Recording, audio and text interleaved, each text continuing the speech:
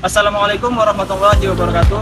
Halo, kembali lagi bersama kami kelompok 2. Pada video kali ini, kami akan membahas materi tentang evaluasi keamanan sistem informasi pada mata kuliah Keamanan Sistem Informasi dengan dosen pengampu Bapak Andrinata STMKOM. Nah, pada materi kali ini, kami akan mengupas habis tentang penyebab salah desain, salah implementasi, salah konfigurasi, dan salah penggunaan. Nah, penasaran bukan? Baiklah, stay tune. Baiklah, di sini saya akan menjelaskan tentang salah desain atau design flow. Design flow umumnya jarang terjadi, namun apabila terjadi akan sulit untuk diperbaiki. Akibat desain yang salah, maka biarpun dia diimplementasikan dengan baik, kelemahan dari sistem tersebut akan tetap ada. Contohnya, lemah desainnya algoritma enkripsi ROT13 atau Caesar Cipher, di mana karakter digeser 13 huruf atau 3 huruf. Meskipun diimplementasikan dengan programming yang sangat teliti, siapapun yang mengetahui algoritmanya dapat memecahkan enkripsi tersebut. Yang kedua, kesalahan desain urutan nomor atau sequence numbering dari paket TCP atau IP. Kesalahan ini dapat dieksploitasi sehingga timbul masalah yang dikenal dengan nama IP spoofing, atau sebuah host memalsukan diri seolah-olah menjadi host lain dengan membuat paket palsu setelah mengamati urutan paket dari host yang hendak diserang. Selanjutnya, implementasi kurang baik. Banyak program yang diimplementasikan secara terburu-buru sehingga kurang cermat dalam pengkodean. Akibat tidak adanya cek atau testing implementasi sebuah program yang baru dibuat. Contohnya yang pertama, tidak memperhatikan batas atau bound dari sebuah array. Tidak dicek sehingga terjadi yang disebut out of bound array atau buffer overflow yang dapat dieksploitasi atau misalnya override ke variabel berikutnya. Yang kedua, kealpaan memfilter karakter-karakter yang aneh-aneh yang dimasukkan sebagai input dari sebuah program sehingga sang program dapat mengakses berkas atau informasi yang semestinya tidak boleh diakses. Sini saya akan menjelaskan tentang kesalahan konfigurasi. Kesalahan konfigurasi adalah konfigurasi sumber daya atau kebijakan yang menyimpang dari kebijakan atau rencana organisasi yang menyebabkan konsekuensi yang tidak diinginkan atau tidak diharapkan. Contohnya seperti berkas yang semestinya tidak dapat diubah oleh pemakai secara tidak sengaja menjadi wastable. Apabila berkas tersebut merupakan berkas yang penting, seperti berkas yang digunakan untuk menyimpan password, maka efeknya menjadi lubang keamanan. Kadangkala sebuah komentar dijual dengan konfigurasi yang sangat lemah. Adanya program yang secara tidak sengaja diset menjadi secret root, sehingga ketika dijalankan pemakai memiliki akses seperti super user atau root yang dapat melakukan apa saja. Yang berikutnya adalah salah menggunakan program atau sistem. Contohnya adalah kesalahan menggunakan program yang dijalankan dengan menggunakan account root atau super user yang dapat berakibat fatal. Yang berikutnya adalah menguji keamanan sistem.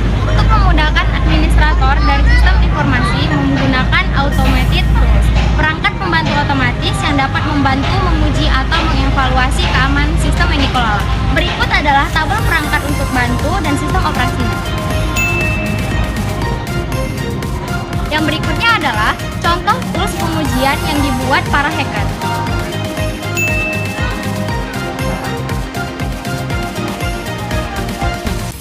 Selanjutnya sini saya akan menjelaskan tentang konsep dasar yang berkaitan dengan keamanan jaringan. Yang pertama ada kebijakan keamanan atau security policy.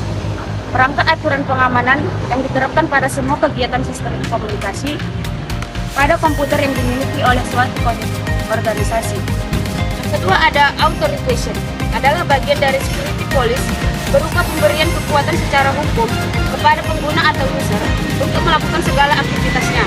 Yang ketiga ada accountability, adalah kemampuan untuk dapat diakses di mana bila individu yang berhak ingin diakses. Yang ketiga ada accountability, adalah kemampuan untuk dapat diakses di mana bila individu berhak ingin mengakses akunnya, maka harus dijamin oleh security policy tersebut bahwa ia benar-benar bisa melakukan segala aktivitasnya.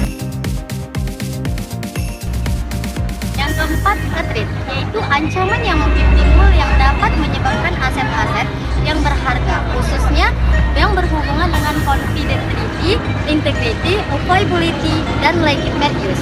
yang disebabkan oleh banyak hal seperti penetrasian atau kejadian yang tidak disengaja. Misalnya pesan kirim ke alamat yang salah. Yang kelima, end attack adalah ancaman yang telah menjadi dua kenyataan. Yang pertama, passive attack, misalnya monitoring data traffic. Yang kedua, active attack, misalnya merusak informasi dengan sengaja.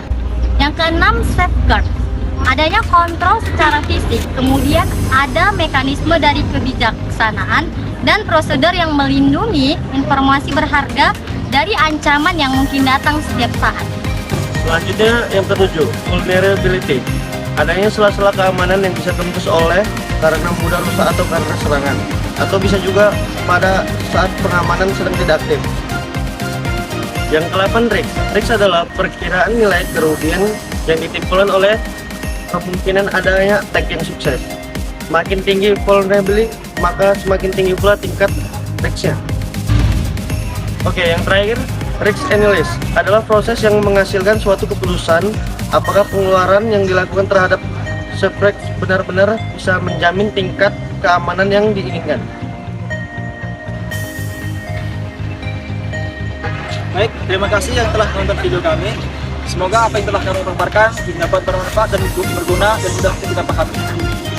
Baik, lebih dan kurang kami mohon maaf. Kami akhiri. Wassalamualaikum warahmatullahi wabarakatuh.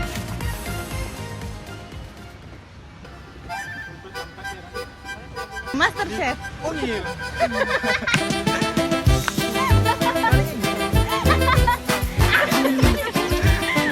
Kelompok dua.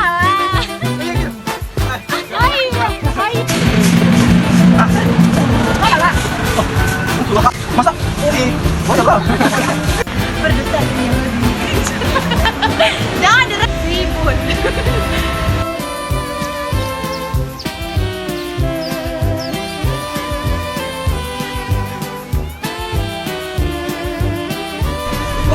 Terima kasih kepada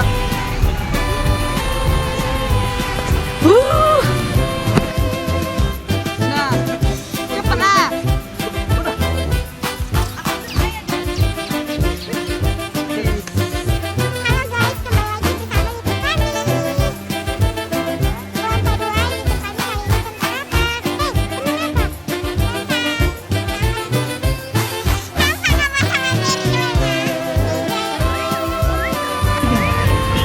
Terima kasih telah menonton video kami. Semoga apa yang telah kami paparkan dapat berguna.